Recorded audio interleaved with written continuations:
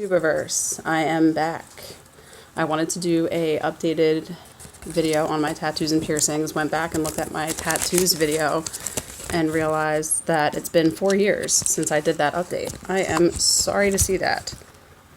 That's better. The glare is off my glasses. Wow. Oh well. It depends, I guess. Oh well. But I had said in my Doth video that I wanted to wait until I had gotten more, so I wasn't just doing a video on just one thing, which I know that video was just on that one thing, but that was because the Doth piercing is also known as the migraine cure, and since I did that video, I got the Doth in my other ear as well. Sorry, pretty new. I got the Doth in my other ear as well. I'm not sure if you can really see that. It's a captive bead ring with this like minty blue gem in there. And I wanted to get it in the other ear primarily for the balance. I like to try to have the balance with my piercings if I can. And also because it has cured my migraines. I haven't had a single migraine since I got this Doth, this bad boy done. So, very happy about that. Unfortunately, had no choice but to change this one on my own the other day. I wanted to try to see if I can do it on my own without my husband's help, knowing that I could change it. The internally threaded ball fell out, and then I went to scratch my ear, and the ring fell out right into my hand. Lucky, because the piercing will be like 9 months old towards the end of this month, so it is fully healed, but I was still freaking out that it was going to fall out and it was somehow going to close up because it's cartilage. You never know. But thankfully I was able to change it on my own. It's not as hard to, I keep saying like thread the needle, like the eye hole of the needle. It's not as hard to thread the needle with this as I thought it would be. So I think changing it out once I finally get the jewelry I ordered for it will probably be pretty easy. I do recommend, if you are planning on changing it, if you don't run into the same situation I did, if you're planning on changing it, to use some of your solution on your ear before and after. It can help. I saw a instructional thing. It can help with lubing it, as they said. I didn't have any trouble with threading the needle, like I said, but it's still a good recommendation. Especially after changing it, it can be a little irritated, so it doesn't hurt to hit it with your solution if you spray it, if you dip it, however you do it. I was looking back at my tattoos and piercings video and remembered that my tragus was in the one video, but I had to take it out. It wasn't pierced properly. I said I had it pierced with the gun, and the cartilage wasn't pierced. It was just the skin behind the cartilage. So I guess my bad. But I had to take it out because it just started to hurt. So I don't know if I'm going to try and get that done the proper way with my new piercer. I don't know. I'm tossing back and forth now that I have the Doth. We'll see. Since my last tattoo video, I have definitely added to the collection. For my birthday one year, my cousin did 3 of my tattoos. I like to refer to them as my BBC sleeve. It was actually just 2. I was saying 3 because there's 3 on that part of the arm. But I have... No, it was 3. Okay. I have the TARDIS here. It's a little beat up now. I have the TARDIS here. It's David Tennant's TARDIS, the 10th Doctor. Then have Tom Baker, the 4th Doctor's scarf, going behind it. So here it says, next stop everywhere. And here it says, Allons-y.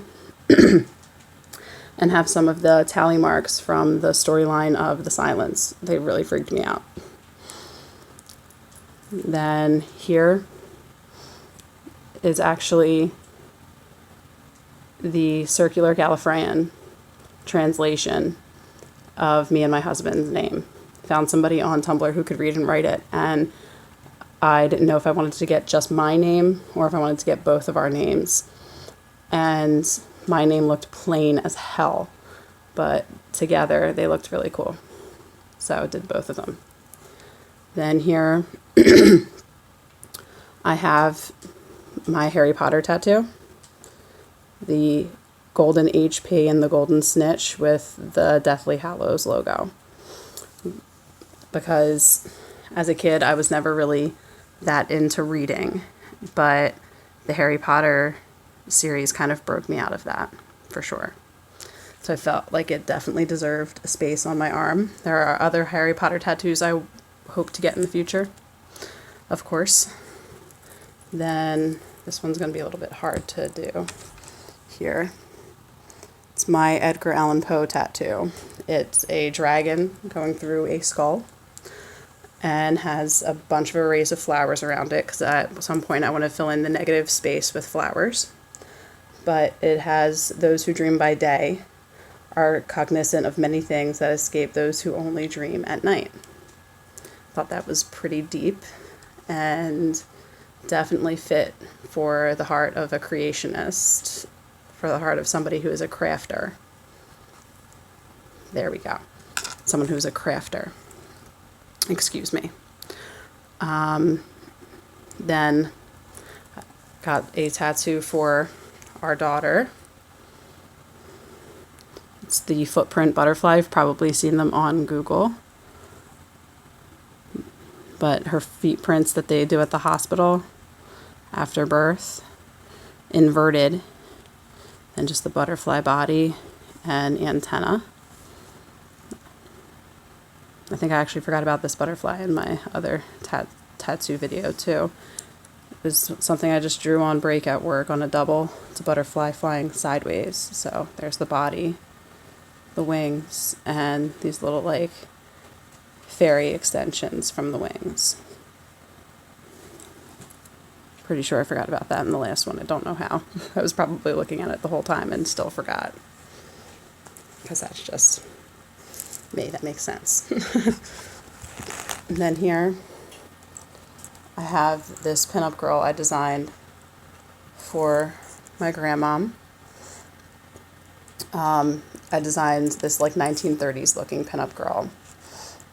So the clothes were supposed to be quite 1930s inspired as well. But if you look at the bottom of the skirt here, you can see suits for cards. Because in her retirement, she found that she loved to play card games. So the pearl necklace is actually dice rather than pearls. And her mom, whenever you would come over to the house, the first thing that they would do after, hugging you and saying hello is offering you a ginger ale. So I looked up a 1930s ginger ale ad and it had bubbles popping up out of the bottle. You can see them there. My cousin did an amazing job on that, and I don't know if you can really see on here, but it actually does say ginger ale on the bottle. Like, amazing. He didn't even have a number 1 needle to do that with, and he still got it in there. Like, that was amazing. I know last time I made a note at the bottom of the video that I had forgotten about my very first tattoo, which is on the back of my shoulder.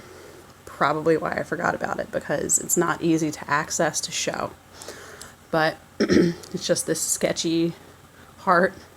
It's a black and red sketched in heart rather than fully filled in, with these tribal wings. Again, something I just drew and fell in love with. I drew it in high school, then found myself drawing it on everything. Literally, I was using fabric paint to draw it on some of my bags and my shirts. Just like to say that I drew the heart, and instead of wanting to do angel wings or dragon wings or devil wings, like the classic thing, I let my hand take over, and that was what came out. My brother-in-law used to joke around that it looked like a bottle opener. I guess it's kind of ironic now that I'm a bartender. But anyway, I still love it. I get a lot of the questions of, did that hurt? Do you think that you're going to regret it? The regretting side, I don't think I will. Who knows as I grow older, but like I decided to do the pinup girl for my grandmom because I'm trying to do a whole comic book sleeve. And my mom and my grandmom were never into comics, so I figured designing pinup girls for them would mix right in. And on that same note, I draw almost all my tattoos, as long as it's not something like the TARDIS, the Flyers logo, the Slipknot logo, stuff like that. I draw on my own, so if I regret it later, I have no one to blame but myself. Pain-wise, I'm not the best person to ask. I have a very high tolerance for pain, very high threshold for pain. The tattoo that I have that hurt the most was weirdly enough my Edgar Allan Poe one. For some reason, down towards the wrist area, that got really tight and was pretty painful, but it was more so painful towards the edges here on the turn of my arm. Same over here, especially with the coloring, because of course that's usually more than one needle. Otherwise, I don't really have any weigh-ins on the pain.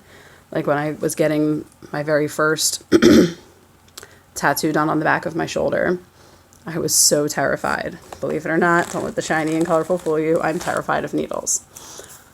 I was sitting backwards in the chair so that the tattooist had good access to my shoulder, and my husband was sitting in a chair in front of me, and I was holding his hands and leaning forward and just trying not to think about what was going on. And the only time that really hurt was when it was going over my shoulder blade, but it really wasn't nearly as bad as I was expecting it to be. So that's not that bad at all. Back to the piercings. I forgot about my septum. You can barely see it because I got it pierced with the retainer for work. I wasn't sure how my new boss would feel about it, but you can see it right there. Got that done at the same time I got my second doth done for my birthday last month. And as far as the pain level on them, it was more, I guess you could say, my own stupidity than the pain level, because yes, I did have something to eat before I went, but I did not have something to drink. And it was shortly after I woke up. So I don't know if that would be like the dehydration. I doubt it's dehydration, but it's kind of on the same level with the hydration factor and the factor that I usually have a lot of caffeine in my system. That probably helps a lot too. But this is also my more sensitive ear, so this one did hurt quite a bit. But I think that it has a lot to do with the factor that I didn't have anything to drink beforehand as well.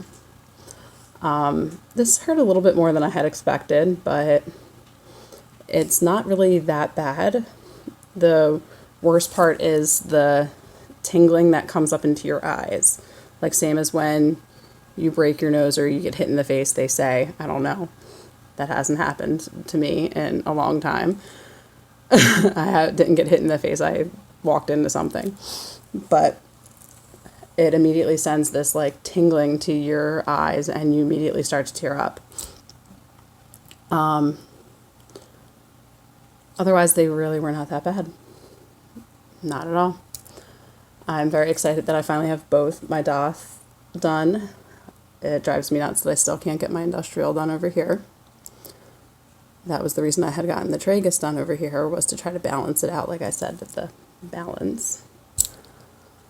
Oh yeah, I was watching a lot of other septum videos and doth videos, and I have my little pamphlet here from my piercing parlor, Infinite, on South Street in Philly. And with a lot of those other videos I was watching, people are talking about, oh no, my piercing's infected because there's this yellow crust coming from it. No, that does not mean that it is infected.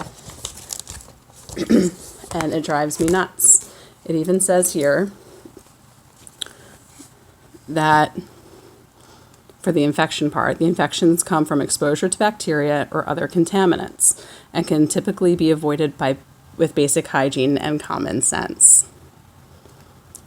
You'll usually know if your piercing becomes infected if the surrounding tissue becomes red, painful, swollen, and warm to the touch, or if you get discharge that is dark yellow, greenish, bloody, or has a bad odor. A small fluid-filled pimple, also known as a keloid, will often accompany facial piercing infections. Then it has healing piercings will normally secrete a white or pale yellow liquid during healing. And if you're doing the spraying or dipping with the piercing, you're not going to feel that secretion. So it's going to sit there and it's just going to become a crust. But the next time you spray or dip, it'll come off. Or if you're like me and you don't even realize that it's there, but then your ear starts to get itchy, you scratch it right off. It's not a problem. It's your ear getting used to that new hole and that new jewelry, especially with cartilage piercings. There's a lot of that stuff with cartilage piercings. They warn you about that before they do the piercing, because cartilage piercings, for one, have the tendency to keloid more than any other piercing. And they always warn you before you get it done. Like, how stupid are you if you're not listening to your piercer and you're just like, I'm so excited, I just want to get it. Then you're not going to know what to expect. And I'm sure more than half of you don't read these fucking pamphlets they give you before you leave. Sorry. That really, really gets on my nerves. I watched a Septum video where the girl said that her piercing gave off this really nasty smell a few times. And she was terrified that it was infected. No, they warn you that that is going to happen when the Sebum, I'm not sure how that's actually pronounced, so I don't want to fuck it up, but it's a stinky white substance from your oil glands that can also collect on your piercings. And it has a higher tendency to collect on the septum piercing or any nostril piercing or any cartilage piercings than any other piercing. Cartilage has that constant state of growth, so the oily secretions tend to collect on that. And then with nostril and septum piercings, come on, you're right there with the mucus. It's going to happen. Just clean it out however you clean it out, please, without using a Q-tip. Don't be that person. And get on with your day. It'll be fine. The smell will go away. It's not infected. If you're scared that it's infected, call your piercer, go see your piercer. Don't take the jewelry out, especially if it's brand new. You can do nothing but irritate it even more and then lose the piercing. Then you have to pay to have it done again, when all you had to do was go down to your piercer or call your piercer and talk to them about it, and they could have helped you from the beginning. Tired of seeing these videos. Oh no, it was infected. No, it wasn't. It was not infected. Talk to your piercer. Talk to other people you know who may have gotten the piercing. Look up these videos. See other people's experiences. Like I said, I'm not the best person to ask when it comes to the pain. I have a high tolerance for pain. But at the same time, I can't tell you how much of that yellow crust has come out of both of these doth piercings. It's totally normal. Don't worry your pretty little head. Just call your piercer if you have any questions. Any professional piercer will be more than happy to answer your questions and help you out. And if you have any comments or questions about anything that I just did here or anything that I just said here, please leave them below. I will try my best to get to them.